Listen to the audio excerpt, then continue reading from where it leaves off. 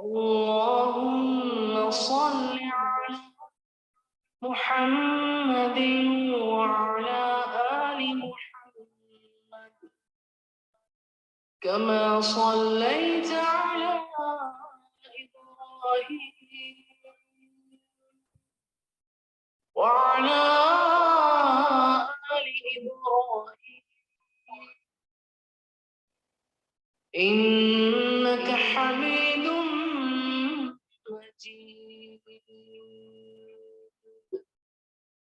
اللهم بارك على محمد وعلى آل محمد كما باركت على إبراهيم وعلى آل إبراهيم إنك حميد مجيد.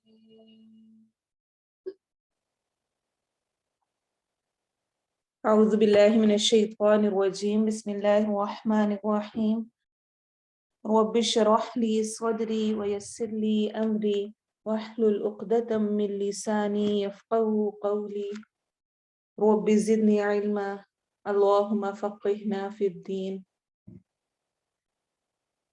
اللهم اهدني وسددني يا مقلب القلوب ثبت قلبي على دينك.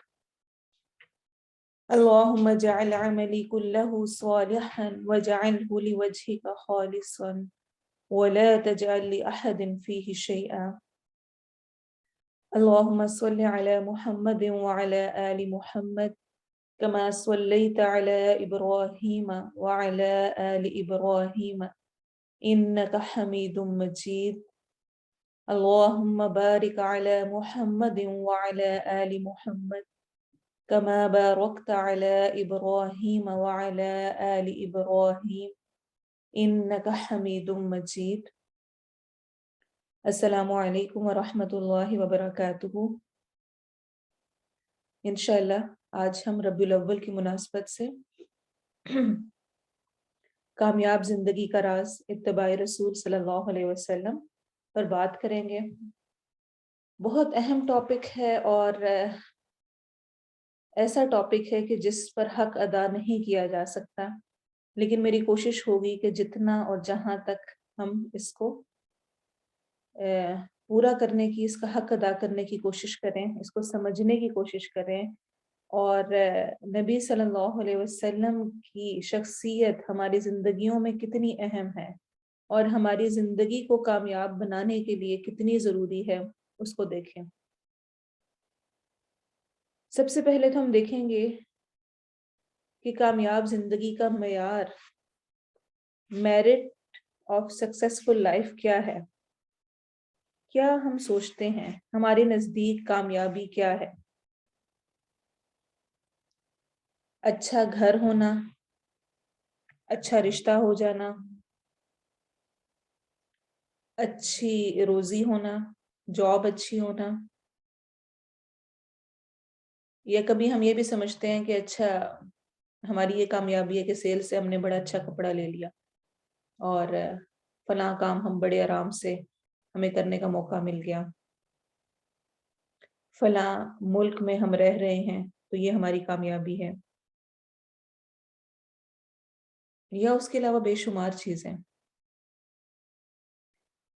چاہے ہم زبان سے اس چیز کو نہ مانیں، لیکن آج کل ہمارا جو سٹینڈرڈ بن چکا ہے کامیاب زندگی کا، وہ ہماری خواہشیں پوری ہوتے جانا، نت نئی جگہوں پہ جا کے کھانے کھانا، نت نئے برانڈز کے کپڑے پہننا، سوشل میڈیا پہ اس کو شیئر کرنا، ایک دوسرے کے سامنے تفاخر اور تکاثر کرنا، فخر اور زیادتی کا ذکر کرنا.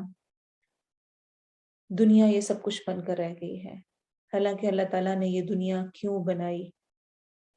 اس لیے کہ اچھے اچھے کپڑے پہنیں، شادیاں کریں، ڈھولکیاں بجائیں، پھر بچوں کے ساتھ لگ جائیں، ان کے ساتھ زندگی کھپا دیں اور اس دنیا سے چلے جائیں.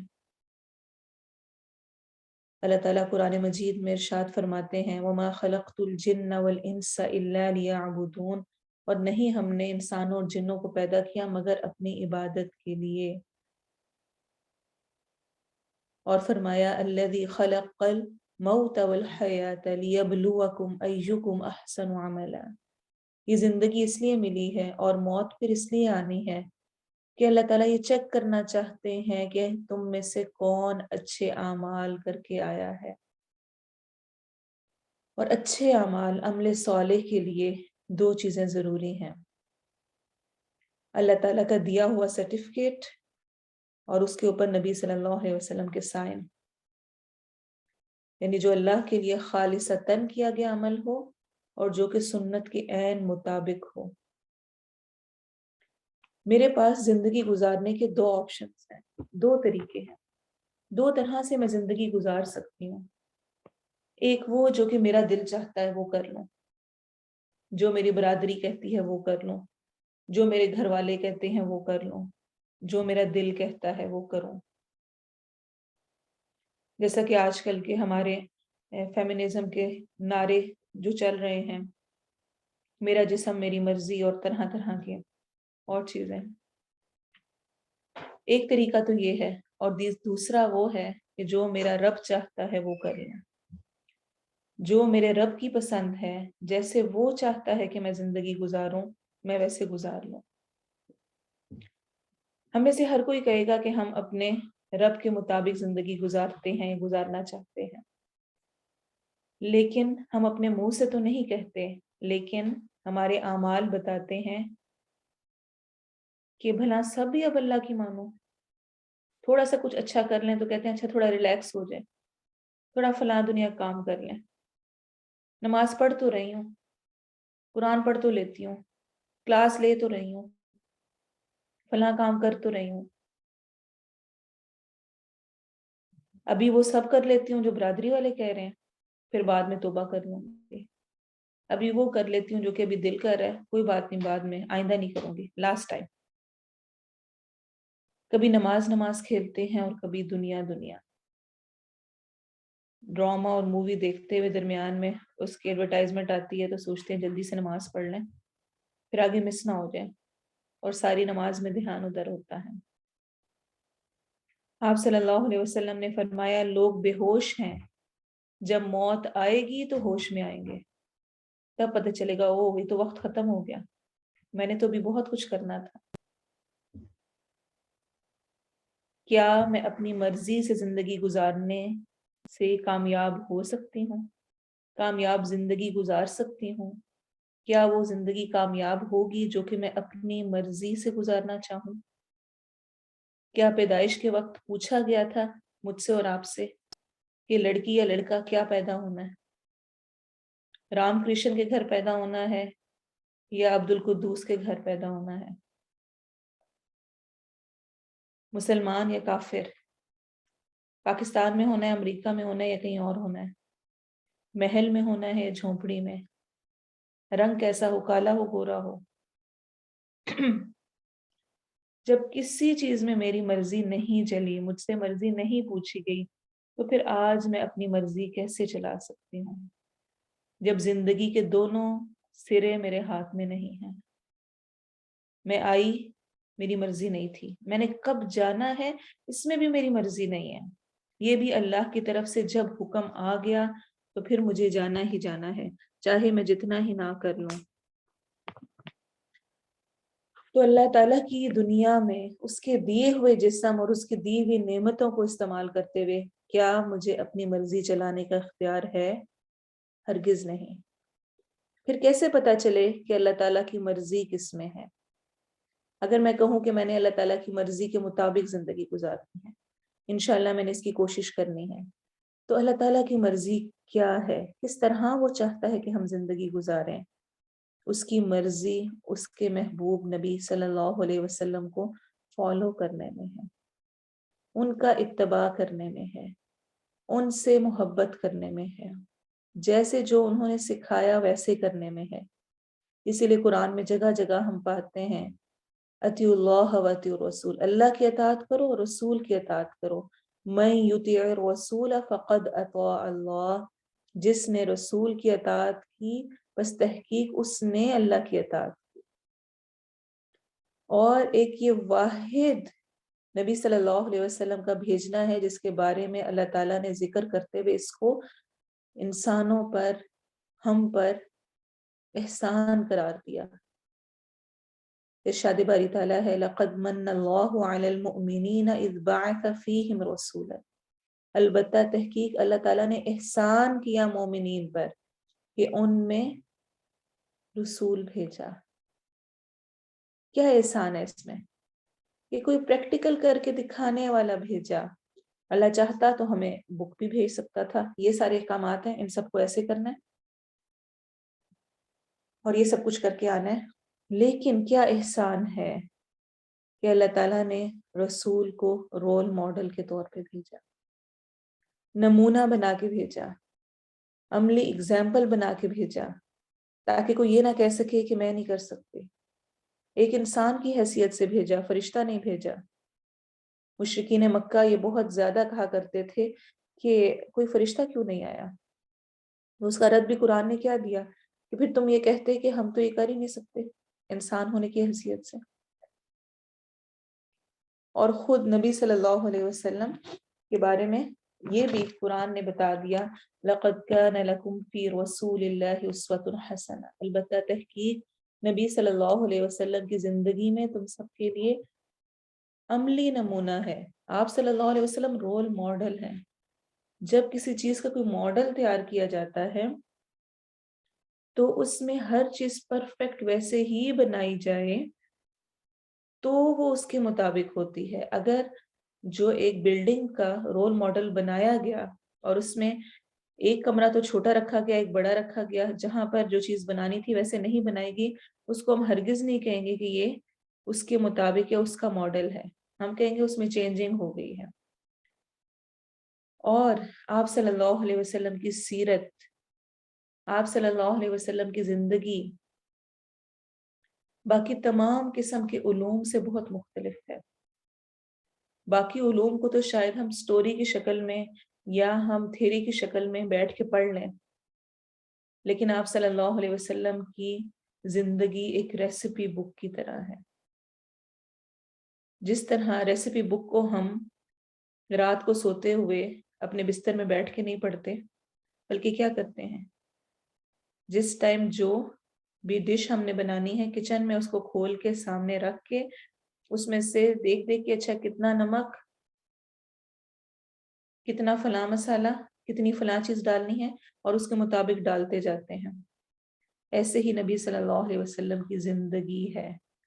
وہ صرف بیٹھ کر پڑھنے والی باتیں نہیں ہیں، بلکہ اس کو کھول کے دیکھ کے جیسے جو کیا ویسے مجھے کرنا ہے، تب وہ ڈش پرفیکٹ تیار ہوگی، تب وہ زندگی کامیاب ہوگی جو کہ ویسے ہی گزری، ویسے ہی گزاری گئی جیسے کہ نبی صلی اللہ علیہ وسلم نے گزاری تھی اور ہمیں سکھائی۔ تو اللہ تعالیٰ کو ہمارا وہ عمل اتنا زیادہ پسند ہوگا، کوئی بھی عمل جو ہے، جتنا ہم اس کو سنت کے قریب ہو کے کریں گے۔ اور اس دنیا میں جو سب سے اہم کام جس کے لیے ہم آئے ہیں وہ ہے رب کی رضا حاصل کرنا۔ ہر چیز کا اینڈ اس پر ہوتا ہے کہ کیا اس سے اللہ تعالیٰ کی محبت ملے گی، وہ راضی ہوگا۔ اس کے لیے بھی ہمیں اللہ تعالیٰ نے نبی صلی اللہ علیہ وسلم کے اتباع اور ان کی پیروی کی شرط لگا دی۔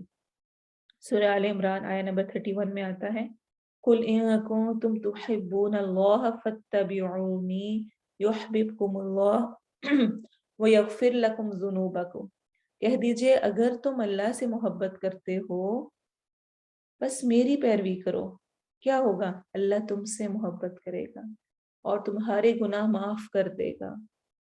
تو اللہ تعالیٰ کی محبت پانے کے لیے بھی مجھے نبی صلی اللہ علیہ وسلم کی اطاعت، ان کا اتباع، ان کی پیروی اور ان کی محبت چاہیے۔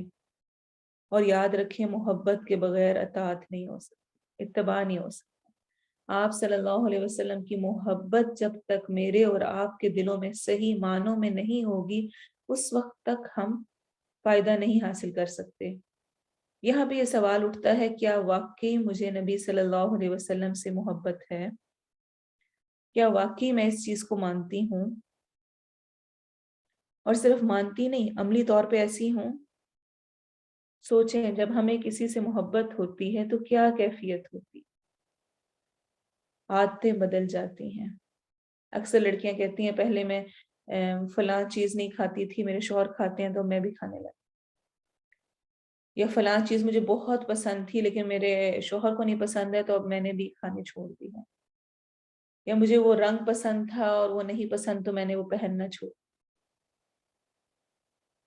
پھر محبوب کے لیے تکلیف اٹھا کر مزہ آنے لگتا ہے، تھک ہار کے عورت سب کچھ کھانا ہر چیز بناتی ہے کس خوشی میں، اس کا شوہر اس کے بچے ان کے لیے وہ چیز مزیدار ہے، چاہے اس کو کتنی مرضی مشقت کرنی پڑتی ہو، لیکن وہ تکلیف وہ اس کو انجوائے کرتی ہے۔ پھر محبت عمل کی طرف لے کے جاتی ہے، صرف باتیں نہیں ہوتی، ہم میں سے ہر ایک جانتا ہے کہ محبت کا معیار کیا ہے۔ کوئی صرف باتیں کر کر کے ہمیں تسلیاں دے رہا ہو تو ہم اسے کہتے ہیں کوئی محبت نہیں ہے۔ اپنے بچے سے ہم کوئی کام کرنے کا کہیں اور وہ کام نہ کر رہا ہو لیکن کہہ رہا ہو اماں مجھے آپ سے بہت محبت ہے، تو ہم کہیں گے یہ ایسی محبت کا کوئی فائدہ نہیں، رہنے دو تم۔ خود میری محبت کیسی ہے نبی صلی اللہ علیہ وسلم سے، اگر میں دعویٰ کر رہی ہوں، اور اس محبت کا ہونا کیوں ضروری ہے؟ ہماری ٹیچر نے ایک ایگزامپل دی تھی جو ہمیشہ مجھے اس ایگزامپل کے ذریعے سے یہ بات بہت اچھی سمجھ آتی ہے۔ وہ کہا کرتی ہوتی تھی کہ رات کا وقت ہے، سوچیں رات کے 12-1 بج رہے ہیں اور گھنٹی بجتی ہے اور باہر مہمان آ جاتے ہیں، تو آپ ان کے منہ پہ تو شاید کچھ نہ کہیں لیکن آپ پیچھے جا کے کہیں کوئی وقت ہے آنے کا، بتا کے آ جاتے، پہلے سے ہی کر لیتے، پھر جو کھانا بنا ہوا ہے جیسا بنا ہوا ہے کہ بس ابھی اس ٹائم آئے ہیں ان کو دو، اور بستر بھی نکالنے ہیں اور سارا انتظام بھی کرنا ہے تو ناک منہ چڑھا کے آگے پیچھے۔ اور اسی طرح رات کا وقت ہے، 12-1 بج رہا ہے اور باہر بیل بجتی ہے اور ماں کا بیٹا جو کہیں پڑھنے یا جاب پہ گیا ہوا تھا وہ آ جاتا ہے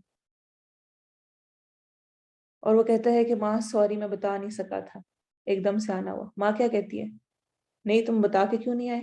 ناک منہ چڑھاتی ہے، یا جو پڑا ہوا ہے وہی کھا لو، نہیں میں بنا دیتی ہوں، میں یہ بنا کے دیتی ہوں، تمہارے لیے یہ بنا دیتی ہوں، اور خوشی خوشی سب انتظامات کرے گی۔ ایک ہی وقت ہے، دونوں سچویشنز میں باہر سے کوئی شخص آیا ہے، دونوں میں رویہ مختلف کیوں؟ محبت کی وجہ سے۔ تو جب تک محبت نہ آئے تب تک عمل چینج نہیں ہو سکتا۔ اسی لیے آج میری کوشش ہوگی کہ ہم ان پوائنٹس پہ بات کریں جن میں کہ نبی صلی اللہ علیہ وسلم کی محبت کے اظہار کے طریقے جانیں۔ اکثر ہم صرف الفاظ تک رہتے ہیں اور ہم وہاں تک پہنچ ہی نہیں پاتے کہ اصل میں مجھے کرنا کیا ہے۔ آپ دیکھیں، ماں کی بات نہ ماننا ماں کی توہین ہے، ہم اس کو اپنی بے عزتی سمجھتے ہیں، اور نبی صلی اللہ علیہ وسلم کی بات نہ ماننا کیا ان کی توہین نہیں ہے؟ جس سے محبت ہو، اس سے ہم پر غصہ آئے، وہ ناراض ہو، ہمیں کیسا لگتا ہے؟ ہماری جان نکل جاتی ہے کہ وہ ناراض نہ ہو۔ لڑکیاں اکثر شادی سے پہلے پیرنٹس سے جو محبت ہوتی ہے، والد سے ہے، والدہ سے، یا کسی بھائی سے ہے، شادی کے بعد شوہر سے ہے یا اپنے بچوں سے ہے، وہ ناراض نہ ہو، کہیں کوئی ایسی بات نہ ہو۔ آپ صلی اللہ علیہ وسلم نے باجماعت نماز نہ پڑھنے والوں پر ناراضگی کا اظہار کیا۔ آپ نے اسماء رضی اللہ عنہا کو باریک کپڑا پہنے دیکھ کر منہ پھیر لیا، آپ نے اس کو ناپسند فرمایا۔ میں کتنا اس چیز کا خیال کرتی ہوں، کیا میرے سارے کپڑے ایسے ہیں جو کہ سطر پوشی کرتے ہوں؟ کپڑے تو شاید پہن لیں لیکن آج کل کے فتنوں میں دوپٹے، اور دوپٹے کس کس طرح کے آگے اور کپڑے کس طرح کے آگے، اس کو ہم خود بہتر جانتے ہیں۔ پھر آپ صلی اللہ علیہ وسلم نے فرمایا قرآن کو خوش الہانی سے جو نہیں پڑھتا، اچھی آواز میں نہیں پڑھتا، تجوید کے ساتھ نہیں پڑھتا، وہ ہم میں سے نہیں ہے۔ گھر میں اگر باپ یا کوئی بڑا کہہ دے کہ یہ ہمارے گھر میں نہیں رہ سکتا، ہمارا نہیں ہے، یہ کیا طوفان کھڑا ہوتا ہے۔ پھر آپ نے فرمایا جو کسی قوم کی مشابہت اختیار کرتا ہے وہ انہی میں سے ہے، ہم میں سے نہیں رہتا۔ جو ان کی طرح کا بنتا ہے، ان کے ایونٹ سیلیبریٹ کرتا ہے، ان کی طرح کا ہوتا ہے، اور طرح طرح کے عذر بہانے دیتا ہے. تو ان کا حکم، ان کی پسند، ان کی خوشی پہلے نمبر پر ہونا ضروری ہے.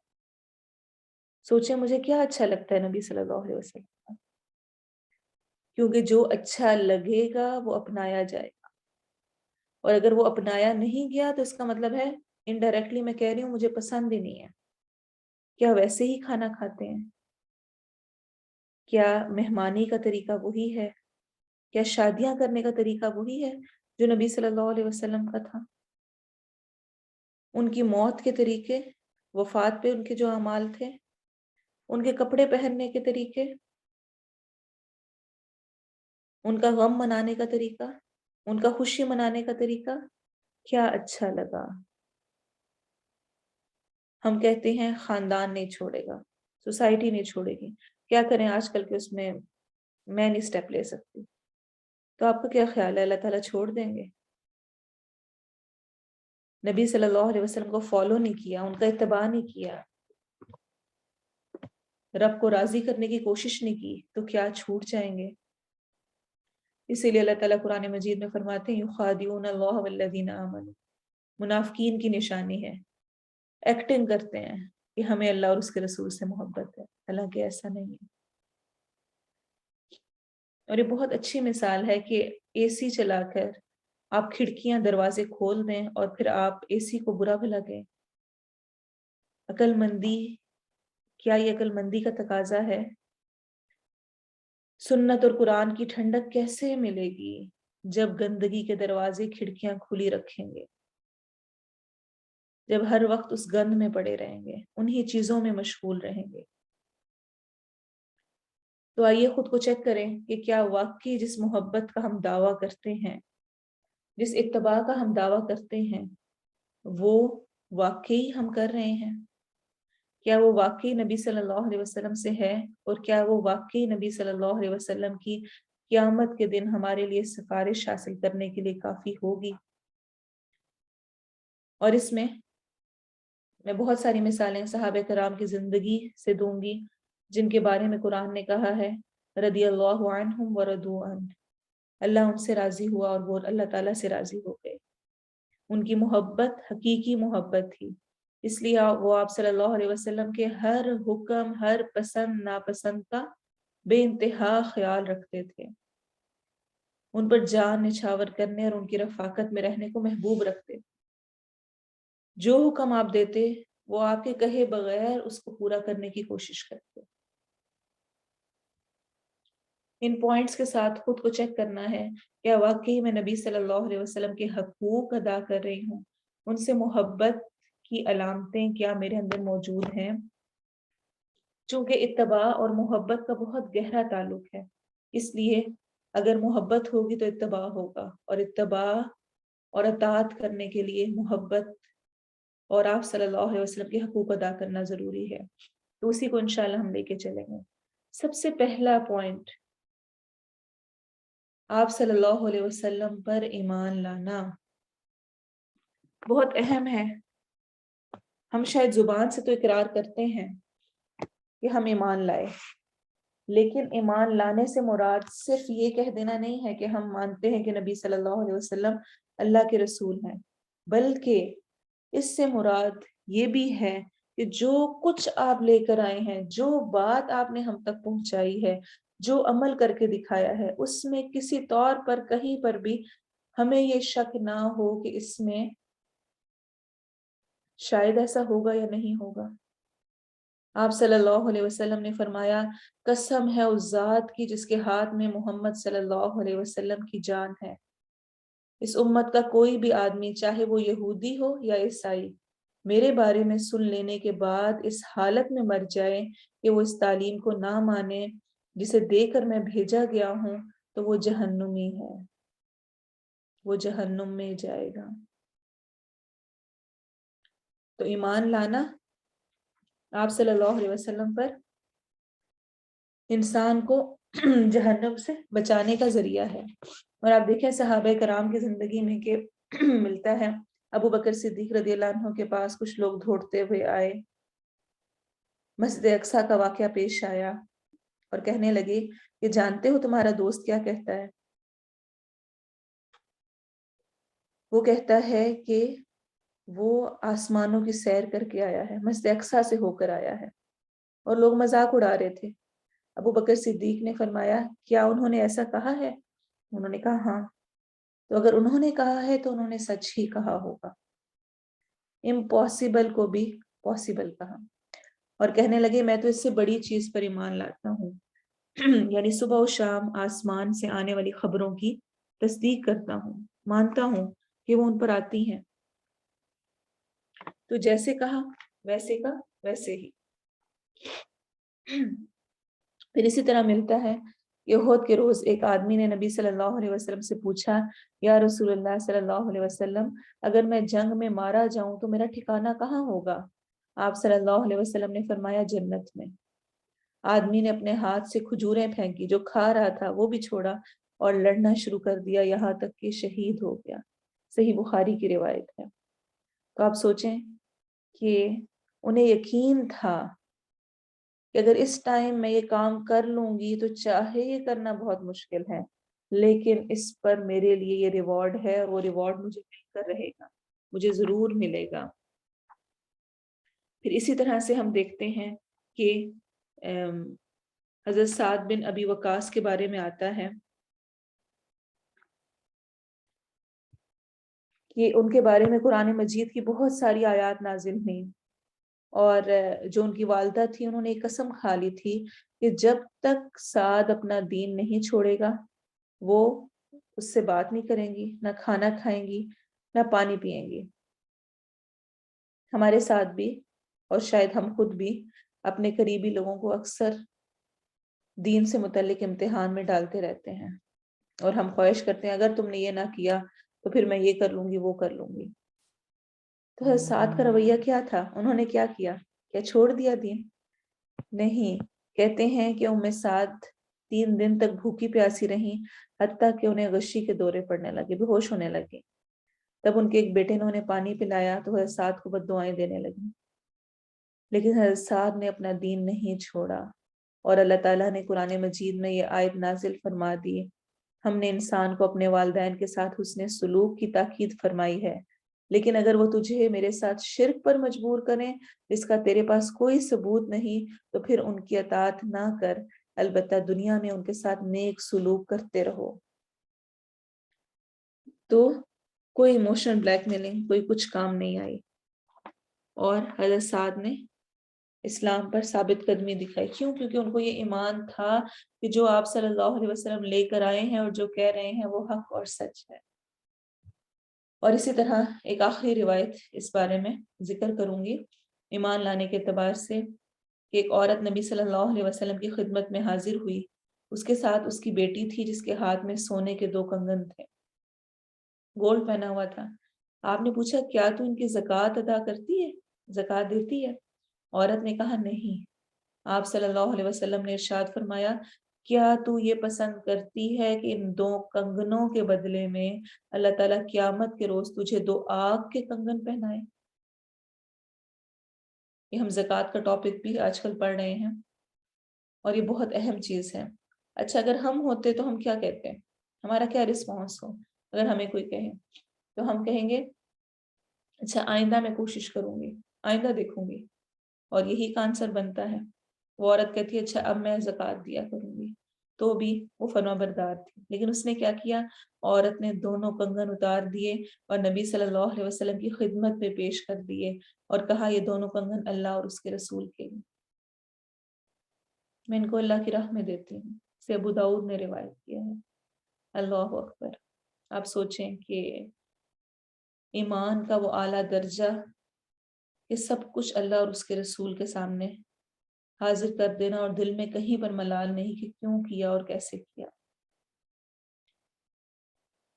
پھر دوسرا پوائنٹ، آپ صلی اللہ علیہ وسلم سے محبت کے اظہار اور حقوق کے اعتبار سے، کہ آپ صلی اللہ علیہ وسلم کے دیدار اور صحبت کی شدید تمنا رکھیں۔ کیا کبھی میرے دل میں یہ خواہش پیدا ہوئی کہ اللہ تعالیٰ مجھے جنت میں لے کے جائے اور جنت میں مجھے نبی صلی اللہ علیہ وسلم کا ساتھ ملے؟ کبھی سوچا اس بارے میں؟ دیکھیں جو خواب نہ ہو، جو کچھ ٹارگٹس نہ ہو، جب وہ ٹارگٹ ہی نہیں ہے تو وہ اچیو کیسے ہوگا؟ جب کبھی سوچا ہی نہیں تو وہ حاصل کیسے ہوگا؟ جس کے لیے دعا ہی نہیں مانگی وہ چیز ملے گی کیسے؟ دنیا تو بغیر مانگے مل جاتی ہے، دین نہیں بغیر مانگے ملتا، اس کے لیے کوشش اور محنت کرنی ہوتی ہے۔ ایک روایت میں آتا ہے کہ ایک شخص نبی صلی اللہ علیہ وسلم کی خدمت میں حاضر ہوا اور عرض کیا، اے اللہ کے رسول صلی اللہ علیہ وسلم، بلا شبہ آپ مجھے میری جان سے زیادہ عزیز ہیں، یقیناً آپ مجھے میرے بیٹے سے زیادہ پیارے، اور سچی بات ہے کہ گھر بیٹھے آپ کی یاد آتی ہے تو مجھے اس وقت تک چین نصیب نہیں ہوتا جب تک آپ کی خدمت میں حاضر ہو کر آپ کا دیدار نہ کروں، آپ کو دیکھ نہ لوں۔ اور جب میں اپنی اور آپ کی موت کا تصور کرتا ہوں تو سمجھتا ہوں کہ آپ جنت میں داخل ہونے کے بعد انبیاء کرام کے ساتھ بلند مقام پر ہوں گے، اور اگر میں جنت میں داخل ہو بھی گیا تو مجھے اندیشہ ہے کہ آپ کا دیدار نہ کر پاؤں گا۔ اس کو یہ بھی فکر تھی کہ وہاں جا کر کیا بنے گا، وہاں کیسے آپ کو دیکھا کروں گا۔ جبرائیل علیہ السلام کے اس آیت کو لانے تک، تشریف لانے تک نبی صلی اللہ علیہ وسلم نے اس کے جواب میں کچھ نہیں فرمایا، یہاں تک کہ جبرائیل علیہ السلام یہ آیت لے کے نازل ہوئے، وَمَن يُطِعِ اللَّهَ وَالرَّسُولَ فَأُولَٰئِكَ مَعَ الَّذِينَ أَنْعَمَ اللَّهُ عَلَيْهِم مِّنَ النَّبِيِّينَ وَالصِّدِّيقِينَ وَالشُّهَدَاءِ وَالصَّالِحِينَ، اور جو کوئی اللہ تعالیٰ اور رسول کی فرما برداری کرے گا، اطاعت کرے گا، بس وہ ان لوگوں کے ساتھ جنت میں ہوگے جن پر اللہ تعالیٰ نے انعام کیا، پیغمبروں سے اور صدیقوں سے اور شہیدوں سے اور صالحین سے۔ اور حدیث میں آتا ہے، ایک شخص نے آگے پوچھا تھا کہ اے اللہ کے رسول صلی اللہ علیہ وسلم، قیامت کب آئے گی؟ آپ صلی اللہ علیہ وسلم نے پوچھا، تم نے اس کی کیا تیاری کی ہے جو پوچھ رہے ہو قیامت کب آئے گی؟ کہنے لگا، اللہ اور اس کے رسول صلی اللہ علیہ وسلم کی محبت ہے اور تو کچھ نہیں، یعنی اس محبت کے ساتھ جو لوازمات ہیں۔ تو آپ صلی اللہ علیہ وسلم نے فرمایا، المرء مع من احب، انسان قیامت کے دن اسی کے ساتھ ہوگا جس سے وہ محبت رکھتا ہے۔ اپنے دلوں کو ٹٹولیں، دن رات میرے ذہن میں کس کا خیال رہتا ہے، دن رات میری سٹرگل، میری کوشش کس کے لیے ہے، کس کے ساتھ کھڑا ہونا، کس کی مجلس کو اٹینڈ کرنا، کن پارٹیز کو اٹینڈ کرنا اور کن مجالس کو اٹینڈ کرنا میرے لیے زیادہ امپورٹنٹ ہوتا ہے، اور میں اس کو انجوائے کرتی ہوں، مجھے مزہ آتا ہے، میرا دل وہاں لگا ہوتا ہے، کیونکہ انسان قیامت کے دن اسی کے ساتھ اٹھایا جائے گا جس کے ساتھ اس کی محبت ہوگی۔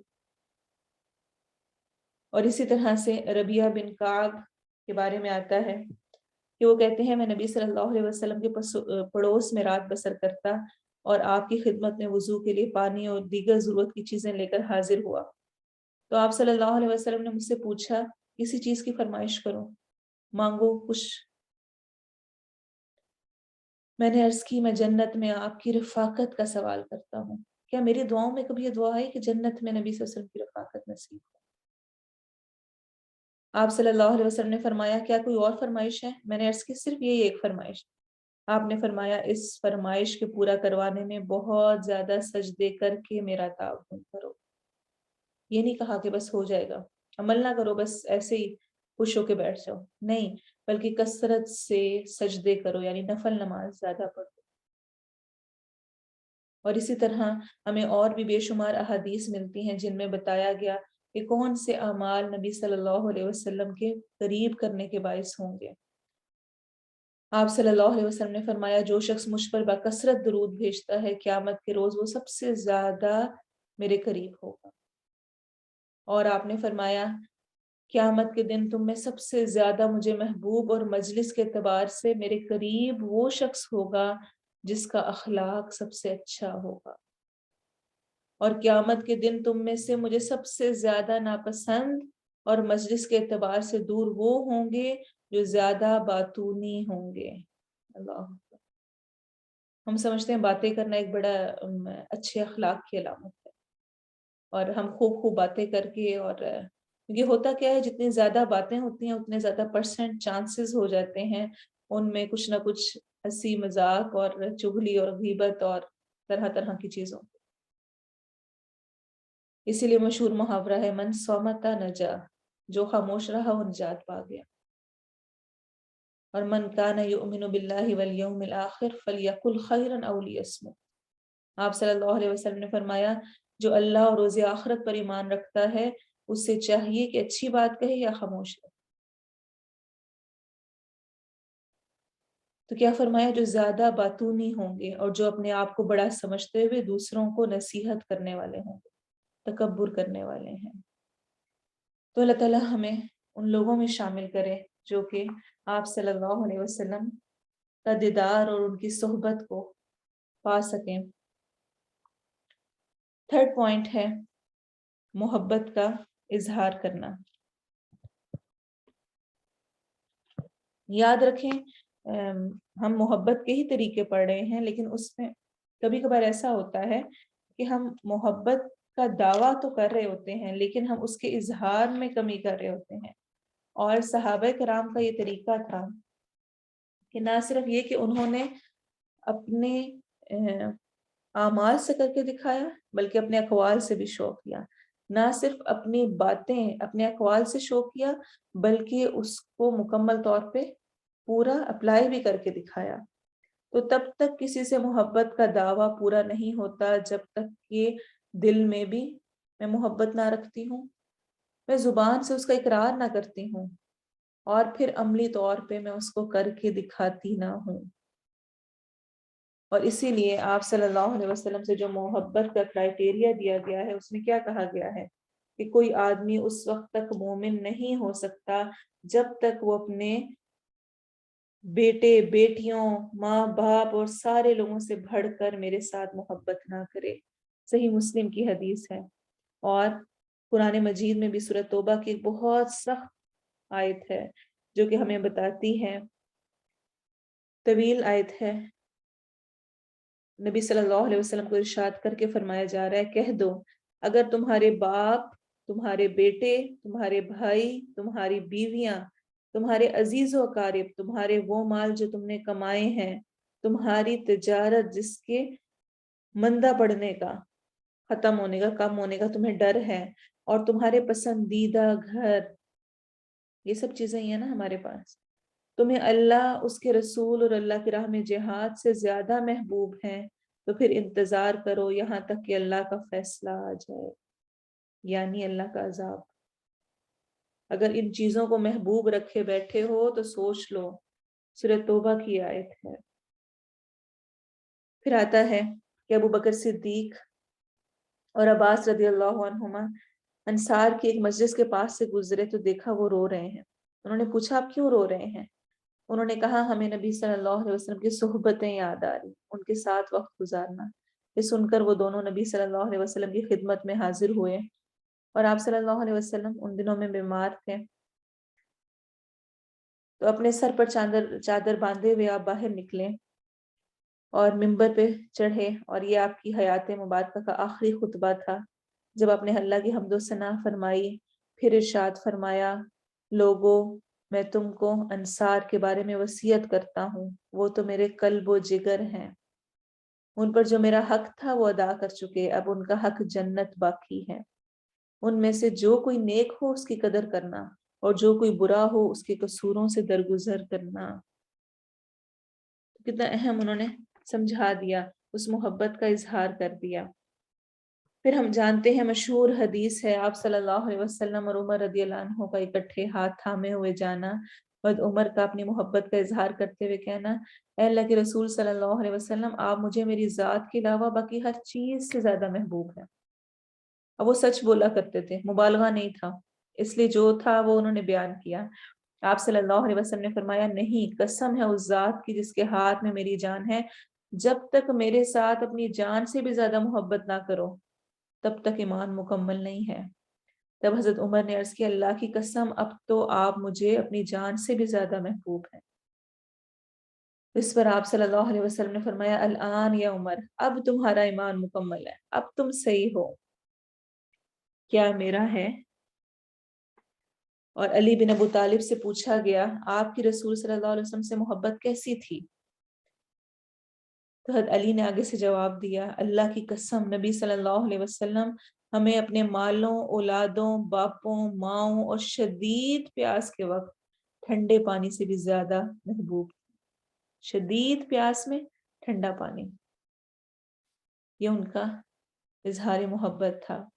اور اسی طرح ملتا ہے کہ عروہ بن زبیر سے روایت ہے کہ مشرکین جب حضرت خبیب رضی اللہ عنہ کو قتل کرنے لگے تو انہیں قسم دے کر کہا کیا تمہیں یہ پسند ہے کہ تمہاری جگہ پر نبی صلی اللہ علیہ وسلم ہوتے اور تم پھانسی سے بچ جاتے؟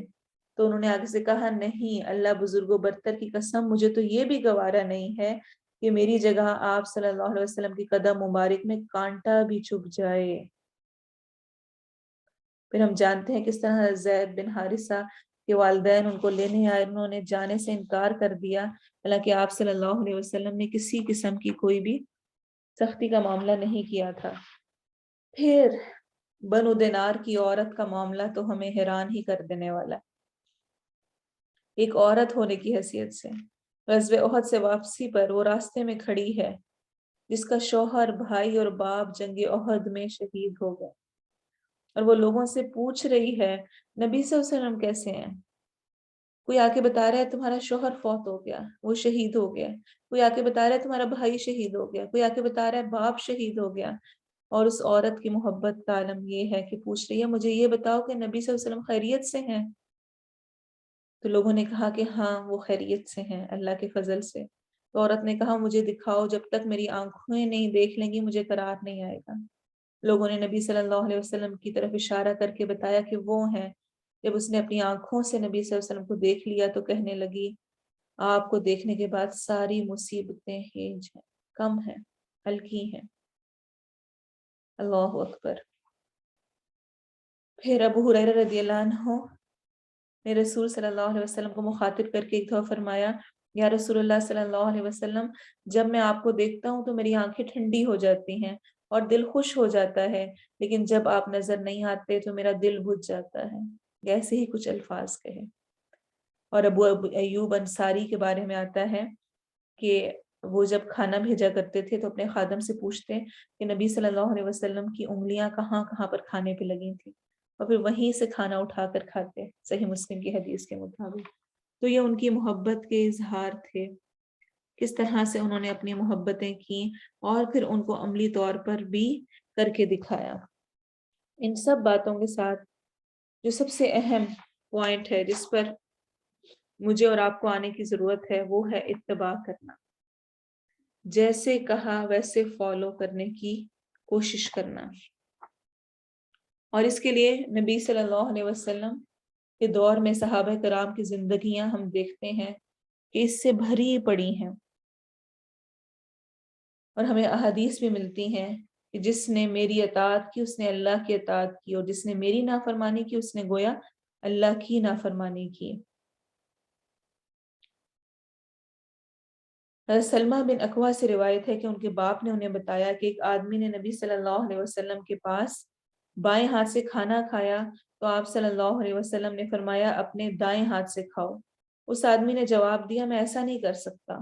آپ صلی اللہ علیہ وسلم نے ارشاد فرمایا اچھا اللہ کرے تجھ سے ایسا کبھی بھی نہ ہو۔ اس شخص نے تکبر کی وجہ سے کہا تھا، اور راوی کہتے ہیں اس کے بعد ساری زندگی وہ اپنا ہاتھ دایاں ہاتھ نہیں اٹھا سکا۔ تو جو فورتھ پوائنٹ ہے ہمارا اتباع کرنا، نبی صلی اللہ علیہ وسلم کی پیروی کرنا، اس کے بغیر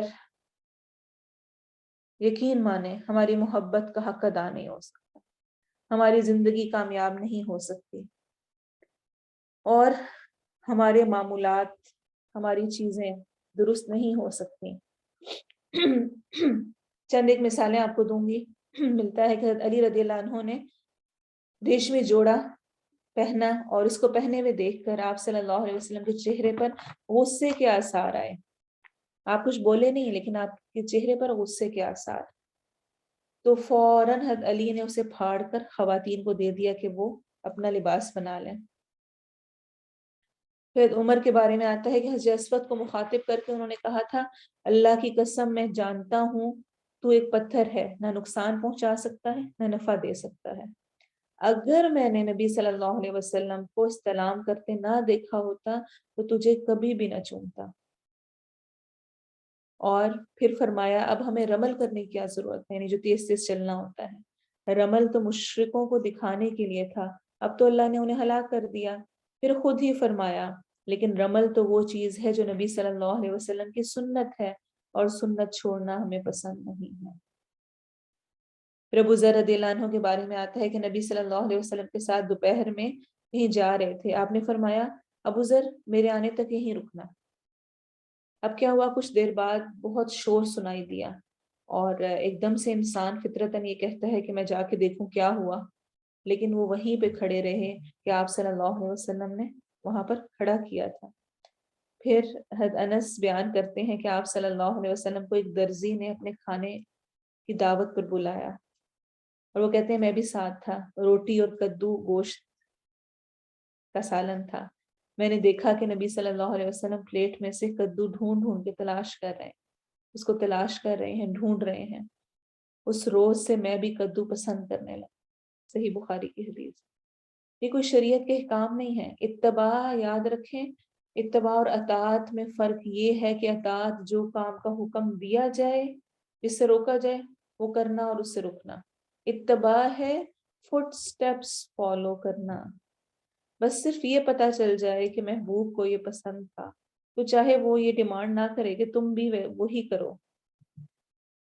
بیوی کو پتا ہے کہ شوہر کو یہ رنگ پسند ہے یا فلاں چیز پسند ہے، وہ کہے نہ بھی کہے، اس کی کوشش ہوگی کہ ہر چیز میں وہ میچ، وہ چیز موجود ہو، اس طرح کا کمبینیشن ہو، وہ اس کو زیادہ امپورٹنس دے گی. تو صحابہ کرام کا یہ حال تھا کہ جو اس شریعت کی چیزیں نہیں تھیں لیکن ان کی محبت تھی. جہاں پتہ چل گیا کہ یہ چیز ناپسند، اس کو چھوڑ دیا. اللہ ہمیں اپنی زندگیوں اور اپنے حالوں کو دیکھنے والا بنائے، ہم اطاعت کے مقام تک ہی پہنچ جائیں. پھر عبداللہ بن مسعود رضی اللہ عنہ کے بارے میں آتا ہے کہ جمعے کے دن نبی صلی اللہ علیہ وسلم ممبر پہ تشریف لائے اور آپ نے فرمایا لوگوں بیٹھ جاؤ. اور عبداللہ بن مسعود رضی اللہ عنہ ابھی مسجد کے دروازے سے انٹر ہو رہے تھے اور دروازے کے درمیان میں تھے، یعنی ایک پاؤں اندر اور ایک باہر. تو فوراً وہیں پہ بیٹھ گئے. آپ صلی اللہ علیہ وسلم نے دیکھا تو فرمایا عبداللہ مسجد کے اندر آ کر بیٹھ جاؤ. یہ اطاعت اور محبت تھی. پھر ابن عباس سے روایت ہے کہ ایک آدمی کے ہاتھ میں سونے کی انگوٹھی تھی. آپ نے ہاتھ سے اتار کر اس کو پھینک دیا اور فرمایا تم میں سے کوئی شخص جان بوجھ کر آگ کا انگارہ اپنے ہاتھ میں لے لیتا ہے تو مردوں کے لیے جائز نہیں ہے. جب آپ صلی اللہ علیہ وسلم تشریف لے گئے تو صحابہ کرام رضی اللہ عنہم نے اس شخص سے کہا انگوٹھی اٹھا لو تو دوسرا فائدہ حاصل کر لینا، اس کو توڑ کے کچھ اور بن سکتا ہے یا اس سے کچھ بھی اور ہو سکتا ہے. لیکن اس نے جواب دیا اللہ کی قسم جس انگوٹھی کو نبی صلی اللہ علیہ وسلم نے پھینکا ہے میں اسے کبھی نہیں اٹھاؤں گا. صحیح مسلم کی حدیث ہے. پھر اگر ہم اوور آل صحابہ کرام کی زندگی کو دیکھیں تو ہم جانیں گے کہ جس وقت شراب کی حرمت کا حکم آیا، انس بن مالک رضی اللہ عنہ سے روایت ہے کہ وہ کہتے ہیں کہ ہم لوگ کھجور سے بنائی گئی شراب ہی استعمال کرتے تھے. میں ابو طلحہ اور دوسرے لوگوں کو شراب پلا رہا تھا کہ اچانک ایک آدمی آیا اور اس نے شراب کی حرمت کا بتایا کہ اس کے بارے میں حکم آ گیا ہے کہ یہ منع ہے. یہ سنتے ہی سب نے بیک وقت کہا انس یہ سارے مٹکے بہا دو. انس کہتے ہیں حرمت شراب کی اطلاع ملنے کے بعد نہ تو کسی نے اس کے بارے میں کوئی سوال کیا اور نہ ہی کسی نے تکرار کی. کسی قسم کی کوئی تکرار نہیں ہوئی، کوئی بات نہیں ہوئی. پھر آپ دیکھیں اپنے آپ کو، جب مجھے کوئی حکم شریعت کا پتہ چلتا ہے میرا رویہ کیا ہوتا ہے. ہاں دیکھوں گی، کروں گی، وہ دراصل ابھی پاسبل نہیں ہے، ابھی یہ حالات ہیں، ابھی میں ایسے کنٹری میں ہوں، ابھی میں ایسی فیملی میں ہوں، ابھی فلاں فلاں فلاں. اور وہ شراب جس کو چھوڑنا آج کل کتنے زیادہ میڈیکل اس کی ٹریٹمنٹس ہوتی ہیں، اس کے بعد جا کے مشکل سے چھوڑا جاتا ہے. اور کہاں وہ صحابہ کرام جو کہ شروع سے زندگیاں ان کی اس کے ساتھ گزری اور پھر جیسے حکم آیا تو پیتے ہوئے.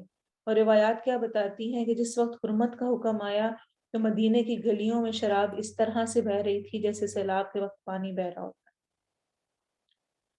اسی طرح سے جب بیت المقدس میں سے قبلہ تبدیلی کا حکم آیا تو کچھ صحابہ کرام کو عصر کی نماز کے وقت پتہ چلا، جس کو جہاں جہاں نماز پڑھتے ہوئے بھی یہ صدا پہنچی کہ قبلہ چینج ہو گیا ہے، انہوں نے یہ نہیں سوچا کہ یہ نماز ایسی ہی پڑھ لیتے ہیں اگلی میں چینج کر لیں گے، نہیں، انہوں نے فوراً چینج کر لیا. اور اسی طرح کے اتباع میں ایک بہت مشہور واقعہ آتا ہے کہ نبی صلی اللہ علیہ وسلم نماز پڑھا رہے تھے اور پڑھاتے پڑھاتے آپ نے نماز کے دوران ہی اپنے جوتے اتار کر اپنے لیفٹ سائڈ پہ بائیں طرف رکھ دیے. اب کیا ہوا، پیچھے تمام صحابہ نے بھی اپنے جوتے اتارے اور لیفٹ سائڈ پہ بائیں طرف رکھ دیے.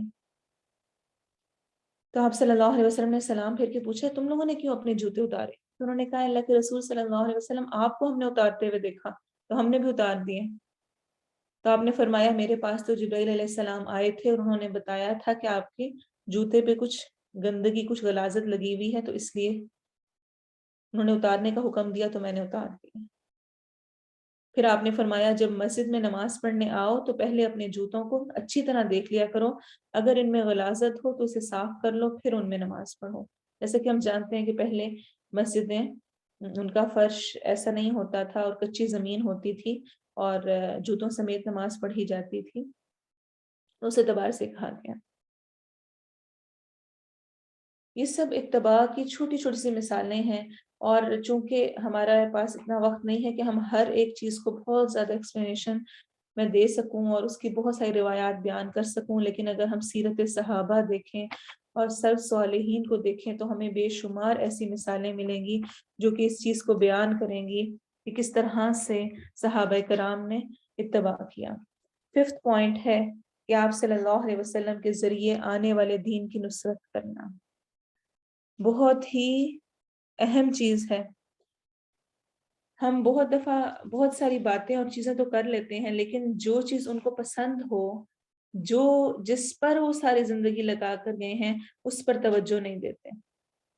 آپ دیکھیں میری اپنے ماں باپ سے محبت کا تقاضا یہ ہے ان کی زندگی میں بھی اور ان کے بعد بھی کہ جو ان کا ایک خواب تھا، جو ایک ان کا مشن تھا جس میں انہوں نے زندگی گزاری، میں بھی ویسے ہی کروں. بہت سارے لوگوں کو آپ دیکھتے ہیں جو ہاسپٹلز بناتے ہیں، جو دوسرے کام کرتے ہیں، ان کے پیچھے کوئی نہ کوئی ایسا ریزن ہوتا ہے کہ میرے والد کو یہ پسند ہے، میری والدہ کو یہ پسند تھا اور وہ یہ چاہتے تھے میں یہ کروں، اس لیے میں یہ کر رہا ہوں. آپ صلی اللہ علیہ وسلم کی زندگی کا بیشتر حصہ دین کی نصرت، دین کو پھیلانے میں، لوگوں کو اللہ کے ساتھ جوڑنے میں گزرا. اور میرے اور آپ کے اوپر یہ ایک بہت بڑی ذمہ داری ہے کہ ہم اس کو پورا کریں. اور صرف یہ نہیں کہ آپ صلی اللہ علیہ وسلم نے ایسا کیا، بلکہ آپ نے ایسا کر کے دکھایا بھی اور ہمیں حکم بھی دیا. آپ صلی اللہ علیہ وسلم نے فرمایا، صحیح بخاری کی حدیث ہے، میری طرف سے دین کی باتیں دوسروں تک پہنچاؤ چاہے ایک آیت ہی ہو. یہ نہ سوچیں کہ کوئی بہت لمبا چوڑا کورس کر لیا اور بہت کچھ جان کے تب بتانا ہے. جو ایک بات پتہ چلی، ایک بات سمجھ آئی، ایک بات عمل میں آئی، اچھی لگی، اس کو آگے شیئر کر دیں. اور آپ صلی اللہ علیہ وسلم نے حجۃ الوداع کے موقع پہ بھی کیا فرمایا تھا؟ جو یہاں حاضر ہے وہ غائب تک یہ احکام پہنچائے. اور یہی میں آپ سے کہوں گی کہ آپ سن رہے ہیں تو آپ پہ ذمہ داری ہے کہ جو موجود نہیں ہیں، آپ کے ساتھ کے لوگ ہیں، ان تک پہنچائیں. کیوں؟ آپ صلی اللہ علیہ وسلم نے آگے ریزن بھی دیا. ممکن ہے جو شخص حاضر ہے وہ کسی ایسے آدمی تک یہ احکام پہنچائے جو پہنچانے والے سے زیادہ یاد رکھنے والا، زیادہ عمل کرنے والا ہوں. میں آپ تک یہ پہنچا رہی ہوں، ہو سکتا ہے بہت ساری باتوں پہ میں ویسے عمل نہ کر پاؤں، نہ کر رہی ہوں جیسا کہ آپ سن کے کر لیں. تو یہ تو ایک بہترین صدقہ جاریہ والی چیز ہے، اس سے بہتر کوئی اور چیز نہیں ہے، اور اس کا اہتمام کرنا ہم سب پہ ضروری ہے. پھر آپ صلی اللہ علیہ وسلم نے فرمایا اللہ تعالیٰ اس آدمی کو تر و تازہ رکھے جس نے ہم سے حدیث سنی اور اسے جوں کا توں آگے پہنچا دیا، کیونکہ اکثر وہ لوگ جن کو حدیث پہنچائی جاتی ہے وہ سننے والوں سے زیادہ یاد رکھنے والے ہوتے ہیں. تو اشاعت دین کے اشاعت کا کام لکھ کے کر سکتے ہیں، اچھا لکھنا آتا ہے لکھ کے کریں. بول کے کر سکتے ہیں، بول کے کریں. کوئی اچھی ویڈیو آپ تک پہنچی ہے جو اوتھینٹک ہے، آپ کو پتا ہے، اس کو شیئر کر دیں. کوئی پمفلٹ اچھا ملا ہے اس کو شیئر کر دیں. اپنے بچوں کو دین کی راہ میں لگائیں، جو صلاحیتیں اور جو گھر اور جو وقت اور جو کچھ ملا ہے اس کو اللہ کی راہ میں لگائیں۔ یہ بھی دین کی اشاعت میں آتا ہے۔ دینی مجالس میں دوسروں کو انوائٹ کریں، جس میں آپ شامل ہوئے ہیں، جس خیر میں، اس میں دوسروں کو بھی شامل کریں۔ دیکھیں جب کوئی سیل لگتی ہے تو ہمیں کیا ہوتا ہے، جو ہماری قریب قریب ہوتے ہیں کہ ان کو ہم فوراً بتاتے ہیں فلاں فلاں جگہ پہ اتنا فائدہ مل رہا ہے، تم بھی جاؤ اس کو اویل کرو۔ تو جیسے ایڈورٹائزمنٹ ہوتی ہے کسی چیز کی، ویسا ہی پھر اس کا رسپانس بھی ملتا ہے۔ لوگ اشتہار کیوں دیکھ دیکھ کر چیزیں خرید رہے ہوتے ہیں کہ اچھا یہ اس کا آیا تھا اور وہ بڑا اچھا تھا، تو ہم جیسا ریپریزنٹ کریں گے، ہم جیسا بیان کریں گے، ہم جیسا دیں گے، ویسا ہی دین لوگوں تک پہنچے گا۔ پھر 6 نمبر پہ آپ صلی اللہ علیہ وسلم کا ادب کرنا، آپ صلی اللہ علیہ وسلم کا احترام کرنا بہت زیادہ ضروری ہے۔ کہ صرف یہ نہیں کہ ہم کہیں کہ اچھا مجھے محبت ہے، میں مانتی ہوں ہمارے آخری نبی تھے، سب کچھ تھا، لیکن اس کے بعد جو آپ صلی اللہ علیہ وسلم کی مجالس، آپ کی آواز، آپ کی احادیث سے متعلق آداب ہیں، ان کا خیال نہ رکھا جائے۔ صحابہ کرام کے آداب تو ہر چیز میں بہت ادب کرنے والے تھے۔ میں خاص طور پہ یہاں پہ 2-3 آداب کو ہائی لائٹ کروں گی جو کہ آج ہمیں بھی کرنے کی ضرورت ہے۔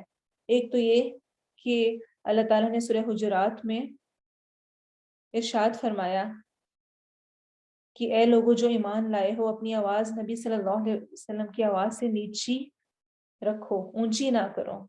تو کہتے ہیں ثابت بن قیس اس دن سے اپنے گھر بیٹھ اور وہ مجلس رسول صلی اللہ علیہ وسلم میں جائے نہیں کرتے تھے۔ آپ صلی اللہ علیہ وسلم نے پوچھا کہ کیوں ایسا ہے، اس سے پوچھو۔ تو ان صحابی سے انہوں نے کہا کہ فلاں آیت نازل ہوئی ہے اور تم جانتے ہو کہ رسول اللہ کے مقابلے میں میری آواز تو تم سب لوگوں سے زیادہ اونچی ہے، تو میں تو جہنمی ہو گیا ہوں۔ اتنا ڈر گئے وہ۔ تو حضرت سعد جو ان سے پوچھنے گئے تھے، انہوں نے نبی صلی اللہ علیہ وسلم سے ذکر کیا تو آپ نے فرمایا نہیں، وہ تو جنتی ہے۔ اسے مسلم نے روایت کیا ہے۔ تو آپ صلی اللہ علیہ وسلم کی مجالس میں اونچی اونچی چیخنا، دھاڑنا، نعرے لگانا اور ایسے رویے اختیار کرنا شور و غل والے، یہ سب ناپسندیدہ ہے، یہ سب غلط ہے، اس کا ہمیں خیال کرنے کی ضرورت ہے۔ جب احادیث نبوی بیان کی جائیں، جب آپ صلی اللہ علیہ وسلم سے متعلق مجالس ہوں، تو ان میں ان آداب کا خیال کرنا انتہائی ضروری ہے، اور اس کے بغیر انسان کامیاب نہیں ہو سکتا۔ پھر وحی کا ادب جس طرح ملتا ہے، یعنی جو قرآن جب پڑھا جائے اس کا ادب صحابہ کرام کے بارے میں ملتا ہے کہ جب نبی صلی اللہ علیہ وسلم پر وحی نازل ہوتی تو آپ اپنا سر مبارک جھکا لیتے، اور صحابہ کرام بھی اپنا سر جھکا لیتے، اور جب وحی ختم ہو جاتی تو آپ صلی اللہ علیہ وسلم اپنا سر مبارک اٹھا لیتے، اور صحابہ بھی پھر اپنا سر اٹھا لیتے ہیں۔ اسے صحیح مسلم نے روایت کیا ہے۔ اور آپ صلی اللہ علیہ وسلم کا ادب اتنا تھا کہ عمر بن عاص فرماتے ہیں کہ مجھے نبی صلی اللہ علیہ وسلم سے زیادہ کسی سے محبت نہ تھی، نہ ہی میری نگاہ میں نبی صلی اللہ علیہ وسلم سے زیادہ کسی کی شان تھی، لیکن آپ کے جلال، آپ کے روب کی وجہ سے آپ کو آنکھ بھر کر دیکھنے کی میرے اندر ہمت نہ تھی۔ اگر کوئی مجھ سے آپ کا حلیہ مبارک پوچھے تو میں بیان نہیں کر سکتا، کیونکہ میں نے کبھی آپ کو آنکھ بھر کے نہیں دیکھا۔ صحیح مسلم کی روایت ہے۔ اور سب سے آخری پوائنٹ جو کہ بہت اہم ہے کہ احادیث کا ادب۔ ابن ابو اویس رحمہ اللہ کہتے ہیں کہ امام مالک راستے میں کھڑے کھڑے یا جلدی میں حدیث بیان کرنا برا سمجھتے تھے، اور فرماتے تھے میں چاہتا ہوں کہ جو کچھ نبی صلی اللہ علیہ وسلم سے بیان کروں اسے اچھی طرح سمجھا جائے۔ اور عبد الرحمن بن مہدی رحمہ اللہ جب حدیث رسول پڑھتے تو حاضرین کو مکمل سکوت اور خاموشی کا حکم دیتے، کوئی کسی سے بات نہ کرتا، قلم تراشنا منع تھا، نہ کوئی مسکراتا اور نہ ہی کوئی کھڑا نظر آتا۔ لوگ اس طرح توجہ سے حدیث سنتے جیسے ان کے سروں پر پرندے بیٹھے ہیں یا وہ نماز پڑھ رہے ہیں، اور اگر کسی شخص کو عبد الرحمن مہدی بات کرتے یا مسکراتے دیکھ لیتے تو ناراض ہو کر اپنا جوتا پہنتے اور وہاں سے چلے جاتے کہ یہ تم حدیث کا ادب کر رہے ہو۔ اور ابو سلمہ الخزائی رحمہ اللہ کہتے ہیں کہ مالک بن انس رحمہ اللہ جب درس حدیث کے لیے گھر سے نکلتے حدیث کا درس دینے کے لیے، یہ امام مالک کے بارے میں بات ہو رہی ہے۔ تو نماز کی طرح کا وضو فرماتے، بہترین کپڑے زیب تن فرماتے، سر پر ٹوپی رکھتے، اپنی داڑھی میں کنگھی فرماتے۔ اس اہتمام کے بارے میں جب آپ سے پوچھا گیا کہ آپ اتنی تیاری کیوں کرتے ہیں، تو فرمایا اس سے مقصود نبی صلی اللہ علیہ وسلم کی احادیث کا ادب اور احترام ہے۔ پھر سعید بن مسیب بیماری کی حالت میں جب حدیث بیان کرنا چاہتے تو فرماتے ہیں مجھے اٹھا کر بٹھا دو، مجھے یہ بات سخت ناگوار ہے کہ میں لیٹ کر نبی صلی اللہ علیہ وسلم کی حدیث بیان کروں۔ آپ ان کے رویے اور آپ دیکھیں کہ سلف صالح کا طریقہ کیا تھا، کس حد تک وہ اس کا خیال کرتے اور ادب کرتے ہیں۔ حضرت عروہ بن زبیر نے کسی مسئلے پر عبداللہ بن عباس سے کہا کہ ابو بکر اور عمر رضی اللہ عنہما تو ایسا نہیں کرتے۔ عبداللہ بن عباس نے کہا اللہ کی قسم مجھے لگتا ہے تم اس وقت تک باز نہیں آؤ گے جب تک تمہیں عذاب نہ آ جائے۔ ہم تمہارے سامنے نبی صلی اللہ علیہ وسلم کی حدیث بیان کرتے ہیں اور تم ابو بکر اور عمر کی بات کرتے ہو۔ یعنی جب نبی صلی اللہ علیہ وسلم کی بات آ گئی تو پھر اگلی کسی بات کی ضرورت رہی نہیں۔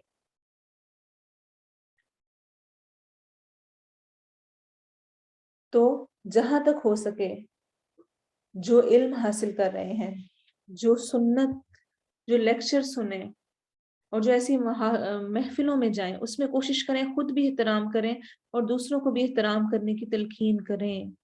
یہ مبالغہ آرائی نہیں ہے، یہ ضروری چیز ہے۔ اس کے بعد 7 نمبر پہ آتا ہے آپ صلی اللہ علیہ وسلم پر درود شریف پڑھنا۔ ہم میں سے ہر کوئی اس فضیلت کو اور اس کو جانتا ہے، اور میرا نہیں خیال کہ مجھے بہت زیادہ ایکسپلین کرنے کی ضرورت ہے۔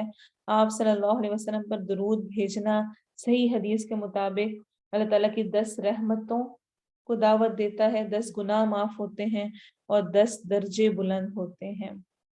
اور آپ صلی اللہ علیہ وسلم نے فرمایا، جیسے کہ میں نے پہلے بھی آپ کو حدیث بتائی کہ قیامت کے روز وہ سب سے زیادہ قریب ہوگا جو مجھ پر باکثرت درود بھیجتا ہے۔ اور اسی طرح سے ہمیں ملتا ہے کہ آپ صلی اللہ علیہ وسلم نے فرمایا جو مجھ پر درود پڑھنا بھول گیا اس نے جنت کا راستہ گم کر دیا۔ اور آپ نے ایسے شخص کے بارے میں، اس کی ہلاکت کے بارے میں آمین کہا کہ وہ آدمی جس کے سامنے آپ صلی اللہ علیہ وسلم کا نام لیا جائے اور وہ آپ پر درود نہ پڑھے۔ اور ایک اور حدیث میں آتا ہے کہ جب تک نبی صلی اللہ علیہ وسلم پر درود نہ بھیجا جائے کوئی دعا قبول نہیں ہوتی ہے۔ یہاں پر سوال یہ اٹھتا ہے کہ کون سا درود پڑھا جائے؟ تو یاد رکھیں جو تحفہ جس کو پسند ہو اس کے مطابق ہی دینا چاہیے۔ مجھے ریڈ کلر پسند ہے اور جس کو میں گفٹ دے رہی ہوں اس کو بلیک کلر پسند ہے، تو میں کہوں نہیں میں نے تو ریڈ دینا ہے کیونکہ مجھے پسند ہے، تو کیا یہ عقل مندی ہوگی؟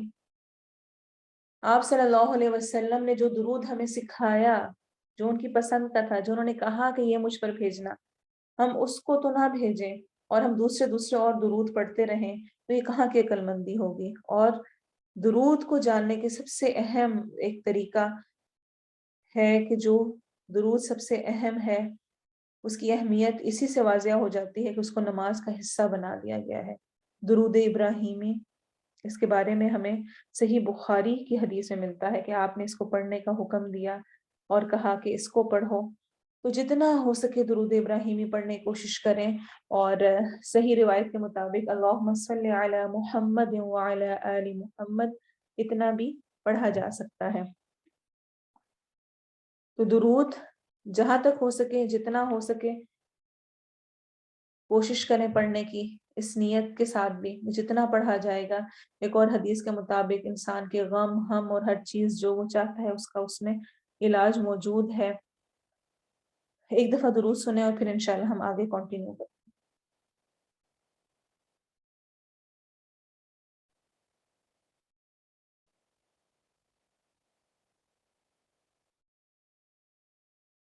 صلی اللہ علی محمد صلی اللہ علیہ وسلم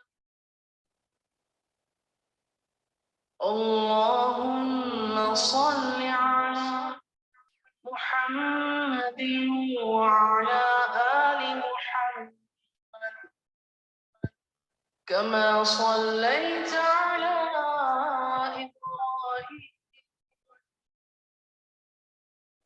وعلى آل إبراهيم إنك حميد مجيد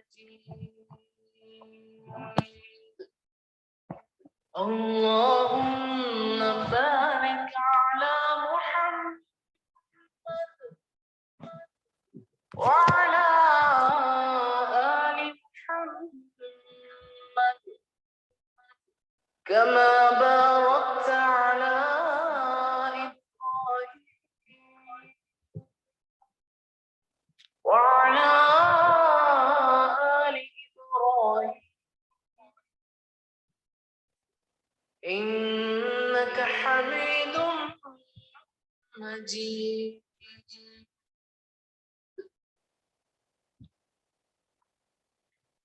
आठवां अदब, एट्थ पॉइंट कि आप सल्लल्लाहु अलैहि वसल्लम के अखलाक को अपनाना। इबादत भी कर ली, मोहब्बत के इजहार भी कर लिए, सब कुछ करने की कोशिश की, लेकिन अखलाक अच्छा ना किया, वैसा बनाने की कोशिश ना की तो कामयाबी नहीं।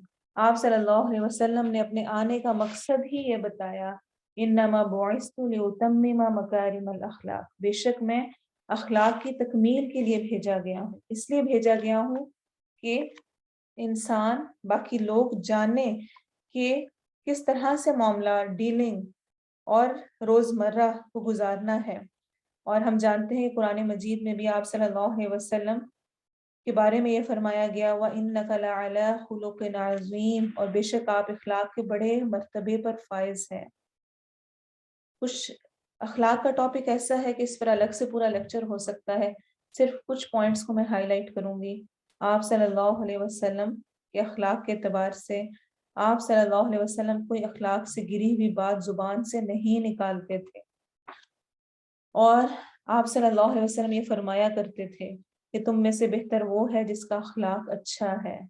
और सबसे बुरी आदत जो आपको नापसंदीदा थी, जिससे आप नफरत करते थे, वो झूठ था। और आप सल्लल्लाहु अलैहि वसल्लम बेहयाई करने वाले नहीं थे, और ना ही लानत मलामत करने वाले थे, लान तान नहीं किसी को करते थे।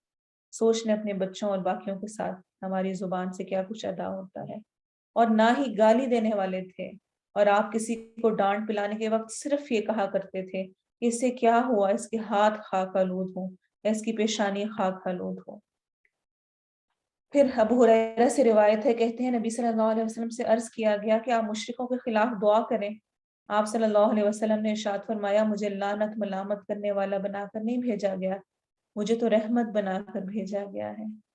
फिर आप सल्लल्लाहु अलैहि वसल्लम अच्छा शुगून लेते और बदशगुनी नहीं किया करते थे। अच्छा शुगून लेना और बदशगुनी ना करना, ये एक बहुत अहम चीज है जिसको मैं सिर्फ एक पॉइंट से समझाऊंगी कि अक्सर हम ना छोटी चीजों में बदशगुनियां ले लेते हैं। बच्चे को कुछ याद नहीं हो रहा ना, हम उससे कहेंगे तुम्हें तो कभी आना ही नहीं है, और तुम तो सारी जिंदगी नालायक ही रहोगे, तुम तो जिंदगी में कुछ कर ही नहीं सकते। और एक छोटी सी चीज से एक पूरा बदशगुनी का कॉन्सेप्ट लेकर वो चीज दूसरे के अंदर डाल देना, इसको नापसंद किया गया है। फिर बहुत ही प्यारे कुछ छोटे छोटे से हमें वाकयात मिलते हैं जिनको अगर हम देखें तो हमें हैरान कर दें। कि एक दफा नबी सल्लल्लाहु अलैहि वसल्लम के साथ, अनस बिन मालिक कहते हैं, मैं पैदल जा रहा था कि एक बदवी शख्स ने आकर आपकी चादर को जोरदार झटके से खींचा। मैंने नबी सल्लल्लाहु अलैहि वसल्लम के कंधे के पहलू की तरफ देखा कि उसकी वजह से आपकी निशान पड़ गया, इतनी जोर से उसने खींचा है। उस बदवी ने कहा, ए मोहम्मद सल्लल्लाहु अलैहि वसल्लम, तेरे पास अल्लाह ताला का जो माल है उसमें से कुछ मुझे अता करने का हुक्म दीजिए, मुझे कुछ दे। अपने आप को रख के सोचें, कोई मुझसे मांगे और इस तरह मांगे कि मुझे उसकी वजह से तकलीफ भी पहुंचे, तो हम क्या करेंगे। आप सल्लल्लाहु अलैहि वसल्लम ने उसकी तरफ देखा और हंस पड़े और उससे माल अता करने का हुक्म दिया। कुछ भी नहीं कहा कि तुमने ऐसे किया है इसलिए तुम्हें नहीं मिल सकता, तुम ऐसे हो, तुम वैसे हो। फिर नबी सल्लल्लाहु अलैहि वसल्लम ने एक शख्स को कुछ माल दिया, तो शख्स कहने लगा, इस तकसीम से अल्लाह की रजा का इरादा नहीं किया गया, यानी इंसाफ नहीं हुआ। और अब्दुल्ला बिन मसूद ने जब ये बात जाके नबी सल्लल्लाहु अलैहि वसल्लम को बताई तो आपको चेहरे का रंग बदल गया, लेकिन आप खामोश हो गए। और आपने फरमाया, अल्लाह ताला मूसा अलैहिस्सलाम पर रहम करे, उनको इससे ज्यादा तकलीफ दी गई लेकिन उन्होंने सब्र किया। اپنے آپ کو سوچیں آپ بڑی خلوص کے ساتھ کسی کو کوئی گفٹ دیں، کوئی چیز دیں اور آگے سے وہ کہے کہ نہیں یہ اس لیے نہیں دیا گیا، یا یہ اس طرح اچھا نہیں، یا فلاں یا فلاں، لیکن اس میں بھی آپ نے کسی قسم کا مائنڈ نہیں کیا، خاموشی اختیار کر کے صبر کیا۔ ہماری تسلی نہیں ہوتی جب تک آگے سے سنا نہ لیں کہ اچھا کیوں اور کیسے اور کیا ہو گیا۔ پھر اس کے بعد 9 پوائنٹ پہ آپ صلی اللہ علیہ وسلم کی سنتوں اور آداب کو اپنانا، اور اتنی پیاری سنتیں اور آداب ہیں، کوئی دور کی باتیں، کوئی لمبی چوڑی باتیں نہیں ہیں، چھوٹی چھوٹی چیزیں ہیں جو کرنا کوئی مشکل نہیں ہے۔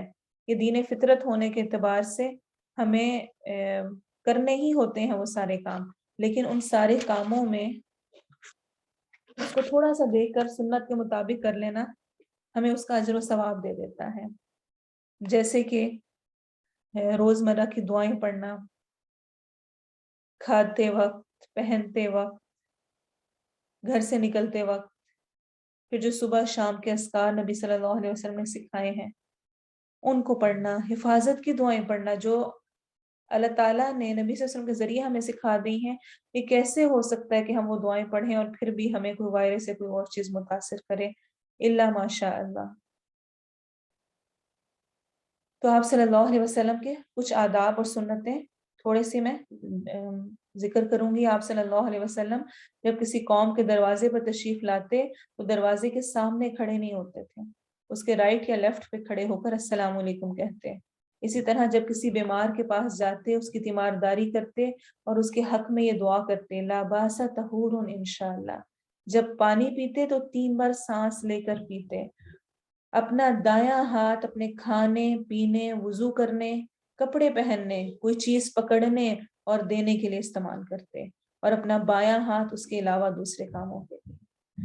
نبی صلی اللہ علیہ وسلم اپنے اہل خانہ میں سے جب اس بات پر آگاہ ہوتے کہ کوئی جھوٹ بولتا ہے تو آپ اس سے اگنور کرنے لگ جاتے، یہاں تک کہ وہ توبہ کر لیتا۔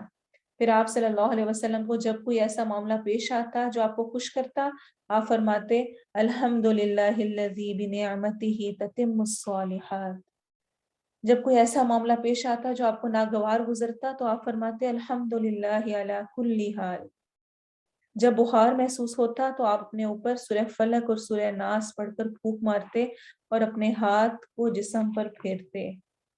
جب کوئی ایسا معاملہ پیش آتا جس سے آپ کا دل خوش ہو جاتا تو آپ اللہ تعالیٰ کا شکر کرتے ہوئے سجدے میں گر جاتے۔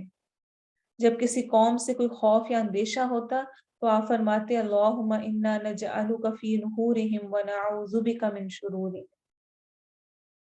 جب کسی چیز کا خوف محسوس ہوتا تو آپ کہتے اللہ ربی لا اشرک بہ شیئا۔ جب آپ کسی معاملے میں پریشان ہوتے تو فرماتے یا حی یا قیوم برحمتک استغیث۔ اور اسی طرح جب کسی مجلس سے اٹھتے تو فرماتے سبحانک اللہم و بحمدک اشہد ان لا الہ الا انت استغفرک و اتوب الیک۔ اور جو دعا آپ کثرت سے کرتے ہوتے تھے وہ تھی ربنا آتنا فی الدنیا حسنہ وفی الآخرۃ حسنہ وقنا عذاب النار۔ 10th پوائنٹ انشاءاللہ 2 to 3 پوائنٹس ہیں ہمارے، ہم ڈسکس کر کے پھر انشاءاللہ مکمل کریں گے۔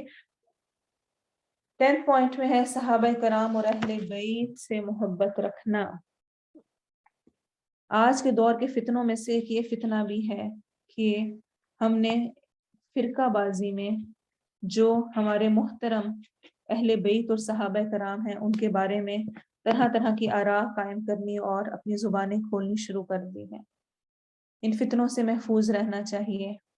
آپ صلی اللہ علیہ وسلم نے ایک موقع پر فرمایا تھا کہ اے لوگوں، میں ایک آدمی ہوں، قریب ہے کہ اللہ کا فرشتہ میرے پاس آئے اور میں اسے لبیک کہوں، اور یہ خم کا مقام تھا، ایک پانی کی جگہ۔ وہاں پر آپ نے فرمایا تمہارے درمیان 2 اہم چیزیں چھوڑے جا رہا ہوں، ان میں سے پہلی تو اللہ کی کتاب ہے جس میں ہدایت ہے اور روشنی ہے، اس سے احکام لینا اور اسے مضبوطی سے تھامے رکھنا۔ غرض آپ صلی اللہ علیہ وسلم نے لوگوں کو قرآن مجید پر عمل کا خوب ابھارا۔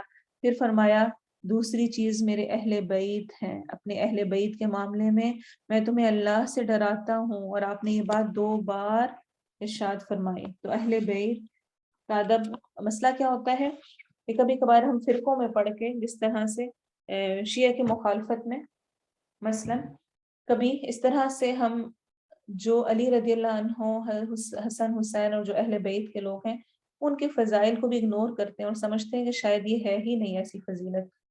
تو جو مقام جس کو جس طرح سے دیا گیا ویسے لے کر جانا ویسے سمجھنا انتہائی ضروری ہے. آپ صلی اللہ علیہ وسلم نے فرمایا تھا انصار سے وہی محبت کرے گا جو مومن ہوگا اور ان سے وہی دشمنی کرے گا جو منافق ہوگا. بس جس نے انصار سے محبت کی اس سے اللہ محبت کرے گا اور جس نے انصار سے دشمنی کی اللہ اس سے دشمنی کرے گا. صحیح بخاری کی حدیث ہے.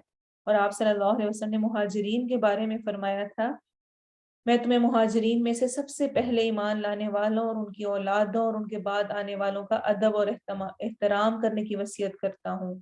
جو شخص ان کا ادب اور احترام نہیں کرے گا اللہ تعالیٰ اس کا فرض یا نفل کچھ بھی قبول نہیں کریں گے. اور آپ صلی اللہ علیہ وسلم نے فرمایا میرے ساتھیوں کو برا مت کہو میرے صحابہ کو برا مت کہو اس ذات کی قسم جس کے ہاتھ میں میری جان ہے اگر تم میں سے کوئی شخص احد پہاڑ کے برابر بھی سونا خرچ کرے تو صحابہ کے مد یا آدھے مد کے برابر بھی نہیں پہنچ سکتا. حضرت شقیق بلخی رحمہ اللہ کہتے ہیں عبداللہ بن مبارک سے کہا گیا آپ نماز پڑھ چکے ہیں تو ہمارے ساتھ کیوں نہیں بیٹھتے؟ عبداللہ بن مبارک نے جواب دیا میں صحابہ اور تابعین کے ساتھ بیٹھتا ہوں یعنی ان کی کتابیں ان کی سیرت کا مطالعہ کرتا ہوں. تمہارے ساتھ بیٹھ کر کیا کروں گا؟ تم بیٹھ کر دوسروں کی غیبت کرتے ہو. تو جہاں تک ہو سکے جتنا ہو سکے یہ بھی نبی صلی اللہ علیہ وسلم کا حق ہے کہ ان سے منسوب لوگوں سے محبت رکھی جائے. پھر 11th نمبر پہ آتا ہے 11th پوائنٹ ہے آپ صلی اللہ علیہ وسلم سے جفا نہ کرنا بے وفائی نہ کرنا. بہت ہی اہم چیز ہے. ہم وفا کی طرف تو اکثر سوچتے ہیں کہ اچھا میں نہیں کرنا ہے. بے وفائی کیا ہوتی ہے کہ جو وعدے کیے گئے جو ایک دوسرے کے ساتھ کمٹمنٹس کی گئی جو کہا گیا ہم کریں گے اگر ایک شخص اس کو پورا نہیں کرتا تو ہم کہتے ہیں اس نے بے وفائی کی. یا جو چیز ایک شخص کو پسند نہیں تھی اور دوسرا انسان وہ کرنے لگ جائے تو ہم کہتے ہیں کہ تم نے وہ وفا شو نہیں کی جو کہ کرنی چاہیے تھی. تو وہ کام جو کہ نبی صلی اللہ علیہ وسلم کو پسند نہیں تھے آپ نے منع فرمائے ہم انہی کے ذریعے سے آپ صلی اللہ علیہ وسلم کو خوش کرنے کی کوشش کریں یہ ایک بہت بڑی بے وقوفی ہوگی. آپ صلی اللہ علیہ وسلم کی مداح میں مبالغہ نہ کیا جائے. آپ صلی اللہ علیہ وسلم نے فرمایا میری تعریف میں ایسا مبالغہ نہ کرنا جس طرح نصارہ نے عیسیٰ ابن مریم کی تعریف میں مبالغہ کیا تھا. میں اللہ کا بندہ ہوں لہٰذا مجھے اللہ کا بندہ اور اللہ کا رسول ہی کہو. صحیح بخاری کی حدیث ہے. تو ایسی نعتیں ایسے کلمات شرکیہ ایسی چیزوں کو بنانا جن میں کہ مدح سرائی اس طرح کی گئی ہو کہ وہ صفات جو کہ اللہ تعالیٰ کے لیے خاص ہیں ان کو نبی صلی اللہ علیہ وسلم کی طرف منسوب کیا گیا ہو کہ گویا ایک قسم کی نبی صلی اللہ علیہ وسلم سے بے وفائی کرنا ہے. پھر آپ صلی اللہ علیہ وسلم نے فرمایا جس نے قسم کھانی ہے وہ اللہ کے سوا کسی کی قسم نہ کھائے. تو نبی صلی اللہ علیہ وسلم کی قسمیں کھانا یا کہنا یہ بھی ان سے بے وفائی کے مترادف ہے. پھر آپ صلی اللہ علیہ وسلم نے فرمایا صحیح حدیث ہے یا اللہ میری قبر کو بت نہ بنانا اللہ نے ان لوگوں پر لعنت فرمائی ہے جنہوں نے انبیاء کی قبروں کو عبادت گاہ بنا لیا تھا. پھر ایسی تمام محافل ایسے تمام جشن منانا سیلیبریٹ کرنا جس کا ہمیں کہیں پر نبی صلی اللہ علیہ وسلم کی زندگی میں ان کے صحابہ تابعین کی زندگی میں کوئی مثال نہیں ملتی. آپ صلی اللہ علیہ وسلم نے فرمایا جس نے دین میں کوئی ایسا کام کیا جس کی بنیاد شریعت میں نہیں تھی تو وہ مردود ہے وہ رد ہو جائے گا. اور اس میں میرا خیال ہے کہ ہم یہ سب جانتے ہیں کہ جو آج کل چیزیں ہو رہی ہیں ربیع الاول میں وہ آج سے 20 سال پہلے نہیں تھی. جس کا مطلب ہے کہ نیو انوینشنز ہوتی جا رہی ہیں ہر سال کچھ نیا دیکھنے کو ملتا ہے. جو 20 سال پہلے تھا وہ اس سے 20 سال پہلے نہیں تھا. تو جب سنت نہ رہے تو پھر بدعات کی بہتان ہو جاتی ہے. جہاں بدعات آ جائیں وہاں پہ سنت کا جنازہ نکل جاتا ہے. اور ان تمام چیزوں کے ساتھ موضوع احادیث بیان نہ کی جائیں. موضوع یعنی گھڑی ہوئی. آپ صلی اللہ علیہ وسلم نے فرمایا صحیح بخاری اور مسلم کی حدیث ہے جس نے جان بوجھ کر میری جانب جھوٹ منسوب کیا وہ اپنا ٹھکانہ جہنم میں بنا لے. وہ حدیث جس کا آپ کو پتہ نہیں ہے کہ صحیح ہے بھی یا نہیں ہے، تو سنی سنائی باتوں کو آگے ہرگز نہ پہنچایا جائے۔ اور آخری پوائنٹ، یہ تمام چیزیں کرنے کے لیے آپ کا اتباع کرنا، آپ سے محبت کرنا، آپ کا ادب کرنا، آپ کی زندگی کے مطابق زندگی گزارنا اور آپ کے دین کی نصرت کرنا، بے وفائی نہ کرنا، یہ تمام چیزیں تب میں کر سکتی ہوں جب میں نبی صلی اللہ علیہ وسلم کی سیرت کو جانتی ہوں۔ اور حقیقتاً انسان جتنی زیادہ محبت جتنی زیادہ کسی شخص کو جانتا جاتا ہے، شخصیت کو جانتا جاتا ہے، اتنی ہی زیادہ اس کی محبت بڑھتی جاتی ہے اور اتنی ہی زیادہ اس کو فالو کرنا آسان ہوتا ہے۔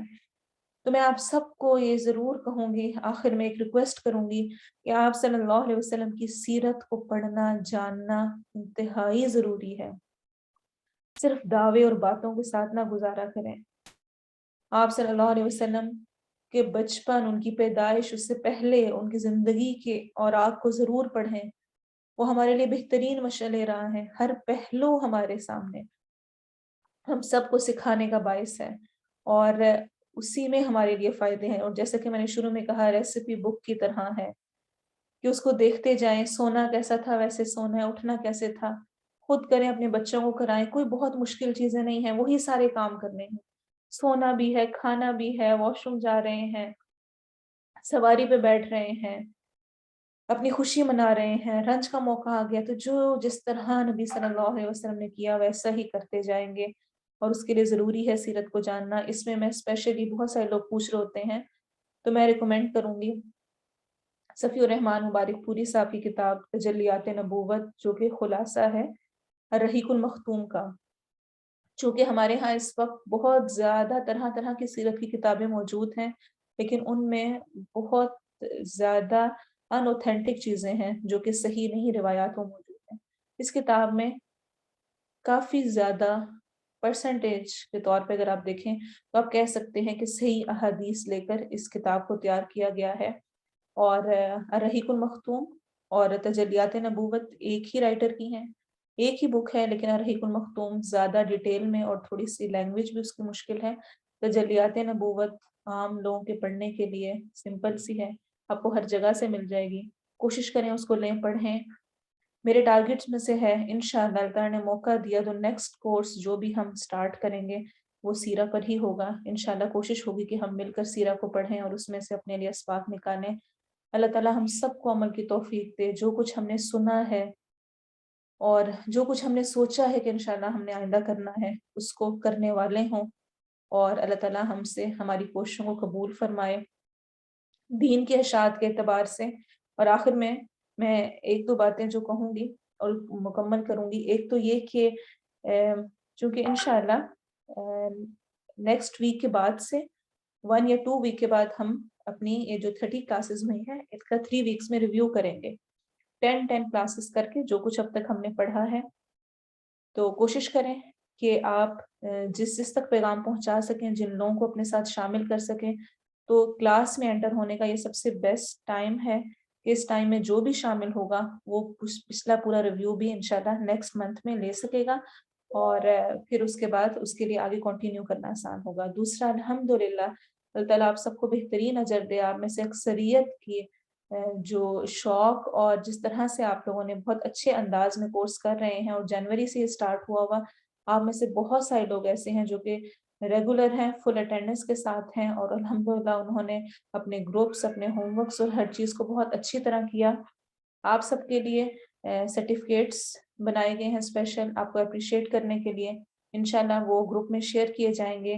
اور ساتھ ہی میں یہ ایک معذرت بھی کروں گی کہ اگر ان کیس کوئی ریگولر تھا اور اس کا نیم شیئر نہیں ہوا تو وہ ضرور ہمیں بتائے، ہم اس کے لیے بھی ضرور کوشش کریں گے کہ ہم سرٹیفکیٹ اس کو بھی دیں۔ اللہ تعالیٰ آپ سب کی کوششوں کو قبول کرے۔ بہرحال جو سرٹیفکیٹ اللہ کے پاس ہے اور جو اجر وہ دے گا وہ تو ہم میں سے کوئی کسی کو دے ہی نہیں سکتا، ایک چھوٹی سی کوشش ہے۔ اللہ تعالیٰ آپ سب کو برکتیں دے، استقامت دے، اور اس سفر کو جاری رکھنے کی توفیق دے۔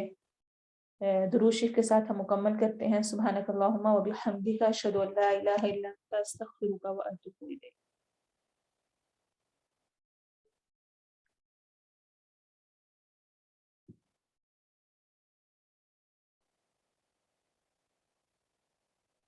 اللهم صل على محمد وعلى آل محمد كما صليت على إبراهيم وعلى آل إبراهيم إنك حميد مجيد.